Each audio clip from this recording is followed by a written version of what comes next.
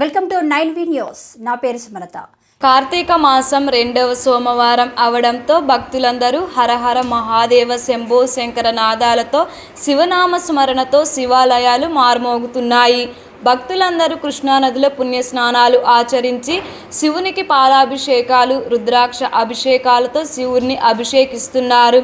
శ్రీ దుర్గా మల్లేశ్వర స్వామి పాదాల చెంత ఉన్న పాత శివాలయం అభివృద్ధి చేస్తామని శివాలయం చైర్మన్ మధు అన్నారు. ఓం నమ శివాయ. నా పేరు బొమ్మ మధు, శివాలయం చైర్మన్ అండి. మరి ఈరోజు కార్తీక మాసం సందర్భంగా 2వ సోమవారం ఉదయం తెల్లారుజాము 3 గంటల నుంచే స్వామివారి దర్శనం భక్తులకి ఇవ్వడం జరిగింది.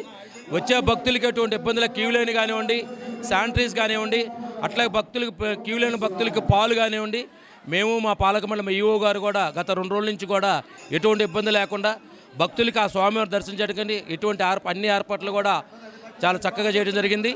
అట్లాగే ఉచిత ప్రసాదం కూడా ఏర్పాటు జరిగింది. సాయంకాలం పూట భక్తులకి ఉచిత అన్నదానం కూడా ఏర్పాటు జరిగింది. రేపు కార్తీక మాసం, ఈ యొక్క కార్తీక మాసం సందర్భంగా విజయవాడలో ఉన్న ఓల్డ్ శివాలయంగా పేరు వచ్చిన ఈ యొక్క పాండవులు ధర్మ స్థాపించిన శివాలయంకి ఎంతో ప్రత్యేకత ఉంది. విజయవాడ నగరంలో కూడా ఏ భక్తి అయినా సరే కార్తీక మాసంలో భక్తులందరూ కూడా ఈ శివాలయం దర్శనం చేసుకొని ఆ శివుడు ఆజ్ఞ తీసుకుంటే ఎటువంటి కష్టాలు ఉండవని చెప్పి ఒక నమ్మకం భక్తుల మీద ఏర్పడింది. వచ్చే ప్రతి భక్తులకు కూడా ఆ శివయ్య ఆశీర్వాదాన్ని మనస్ఫూర్తిగా కోరుకుంటాం. ఓం నమ శివాయ.